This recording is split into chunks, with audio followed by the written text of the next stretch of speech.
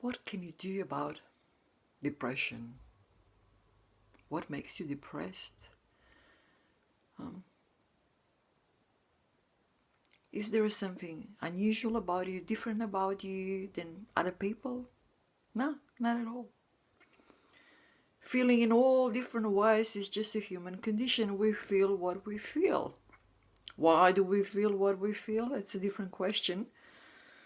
And I'm going to go into it a little bit deeper in this video. And I want to offer you in this video a little bit different approach to what you call your depression. A different way of looking at yourself, of looking at your life that might give you much more freedom. And the thing I want to say first is drop the fight, drop the want, drop the constant fighting, whatever it is that you call your depression. Drop it. Drop this wanting not to have it. Drop this wanting to be happy, wanting to whatever. Drop the fight. By fighting something, you're just making it stronger. And you don't really know what it is that you're fighting. You're fighting yourself. Fighting yourself, it's to no benefit to anyone. The least yourself, okay? We have thoughts in our life. We actually have thoughts 24/7, okay? Our thoughts never stop, never stop. Why do we have thoughts? Because we have a brain. A brain produces thoughts all the time. It works non-stop. It never stops. Even when we sleep, our brain still works. And the thoughts are still being produced all the time. But we're sleeping, so we're not aware of them. We are not attaching ourselves to these thoughts. So sleep can be quite a good place to avoid thoughts, is it? Because if you avoid thoughts, then nothing can really cause you certain feelings inside your body. Like, let's say, I'll put it to you this way. Now I'm going to create a series of thoughts, and you see what happens inside me, what feelings I induce inside me by just creating these thoughts, okay? I'm going to create these thoughts now, okay? Oh, life is just so hard. Life is just a struggle all the time.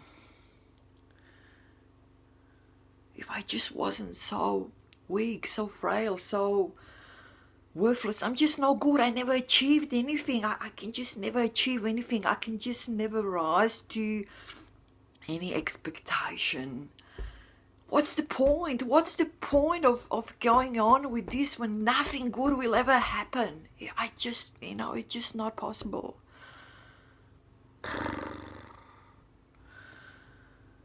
I just can't stand this. I can't stand this.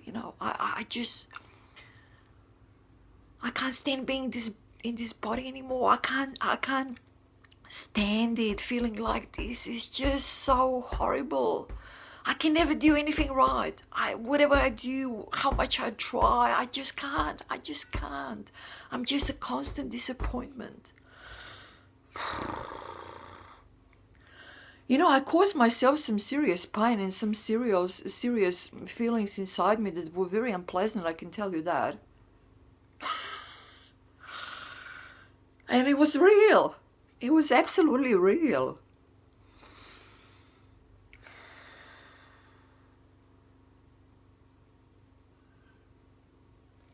But as a child, there were these times when I really felt really good. When I was playing in this park with this, just with the sand, I was making a few different little, I had this little bucket, then I put the sand into it, I turned it over, and I made these little castles even, yeah. I remember building castles. It was so much fun. It was great. It was nice and warm, and it was beautiful. I enjoy this. I enjoy even, I made this up. I don't really have this particular memory, but it's enjoyable. I liked it. I felt really good about it. And then what's inside, it sort of changed. I felt really good. And just the thing I'm showing you here, that it's actually your thought that creates what you feel, and then what you feel is sort of, you give it a certain name, Well, you give it a name as sadness, as joy, as laughter, as a positive expectation, as a thrill, as fun, as despair, as depression. So all these that we feel inside our body, we give it a name, and then we've got this name, and you've got this name, like a depression, and you take it and you look at it and you say, oh God, I've got this depression.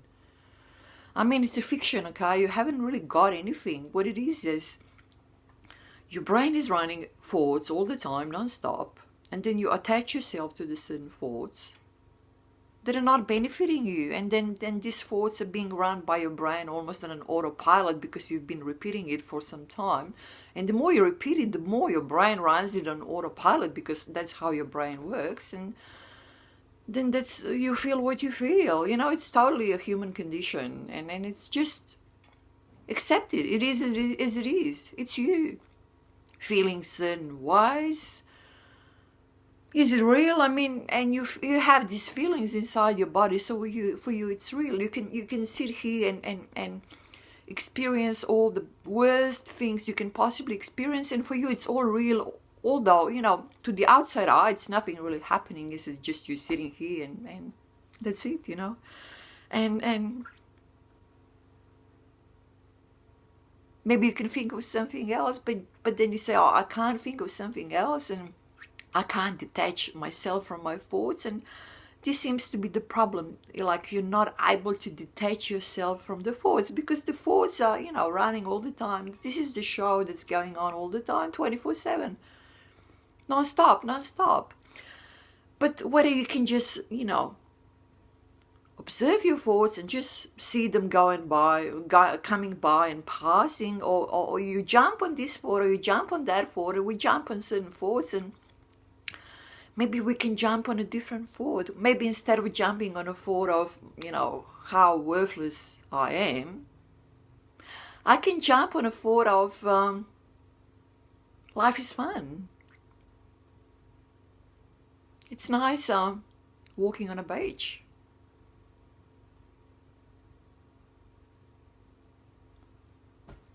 Just different thoughts coming and going. And as a human race, as human beings, we tend to identify ourselves with our thoughts, which is wrong, but that's what we do, because we are not our thoughts. We are not our thoughts. And our thoughts then sort of influence how we feel inside the body, and then we name this, and it becomes some emotion. So our thoughts influence our emotions.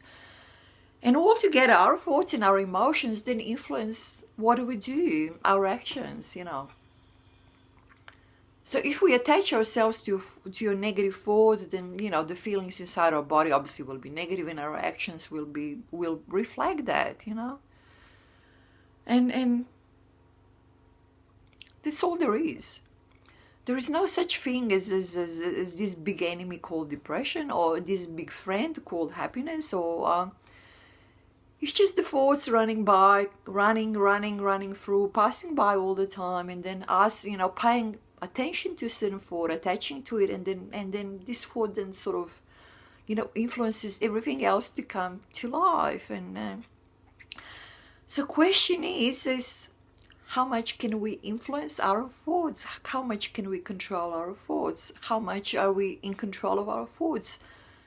And you'd think that because we are not our thoughts, you are not your thoughts, maybe this is possible. And I say it is possible. I say it is possible to go into a place inside yourself where you sort of just yourself. We are not your thoughts, where we are not anything that your thoughts cause, because you're not your thoughts.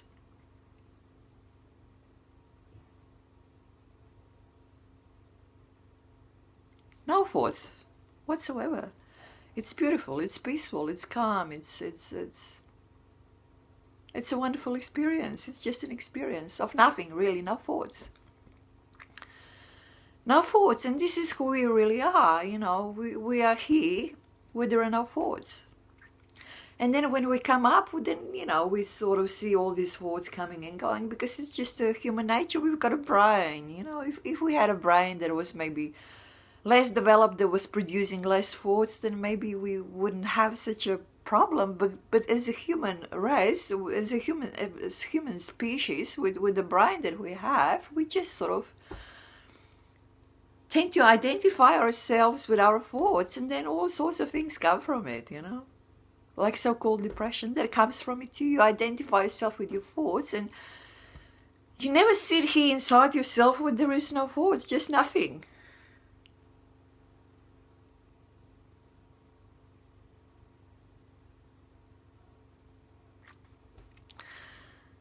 But you can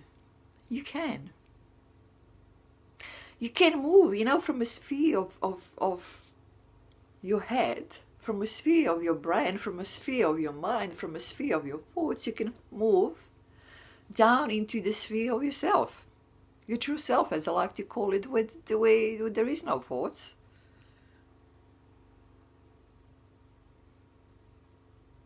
And you can just rest there.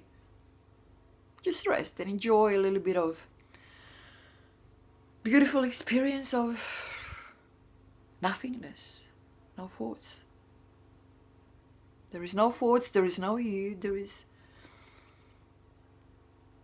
nothing that comes out of the thoughts. There is just this experience of beautiful emptiness of thoughts.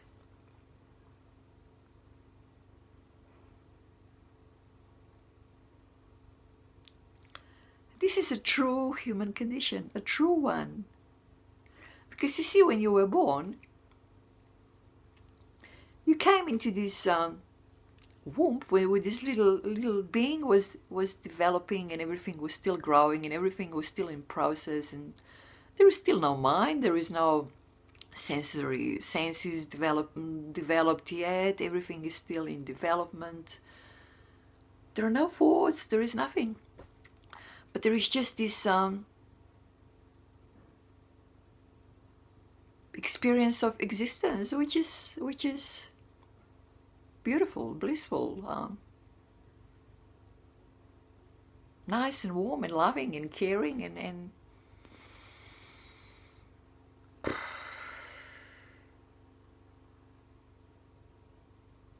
no words can really describe it.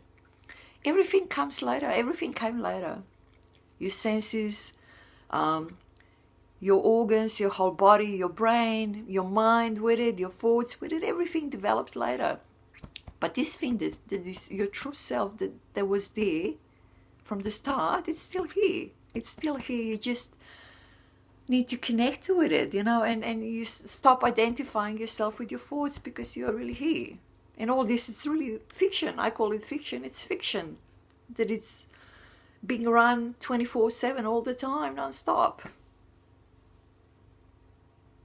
The only time when you are aware of it not running, where you're not aware of your thoughts, is when you sleep. And that's why sometimes sleep can be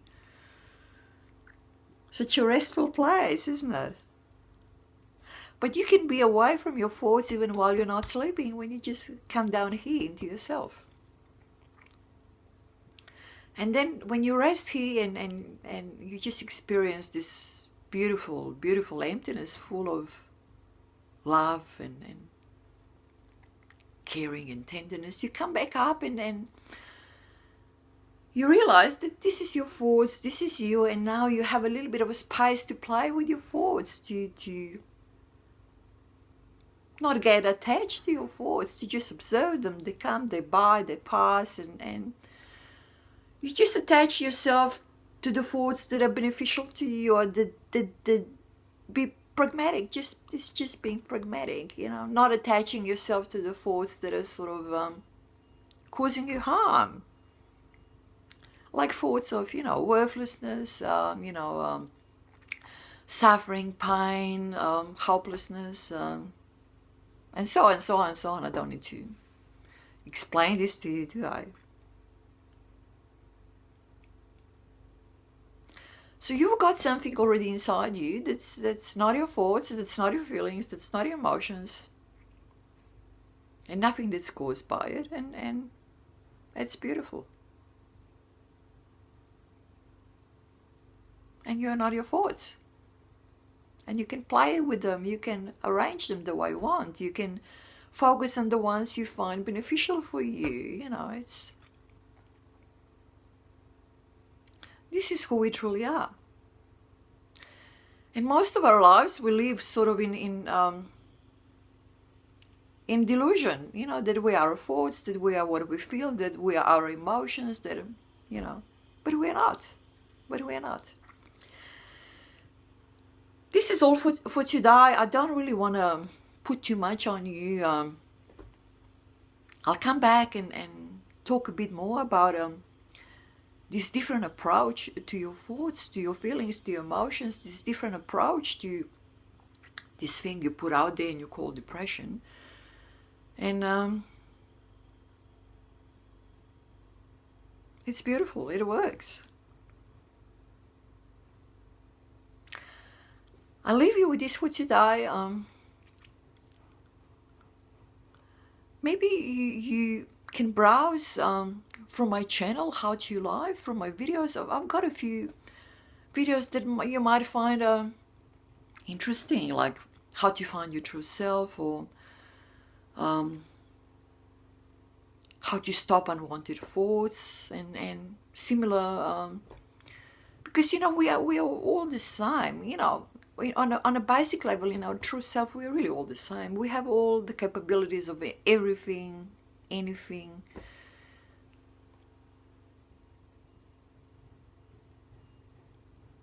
Yes. You. And me and everybody. We just need to see it in that light. We just need to experience it that way. So stop the fight. Okay? Stop the fight. I will talk to you soon.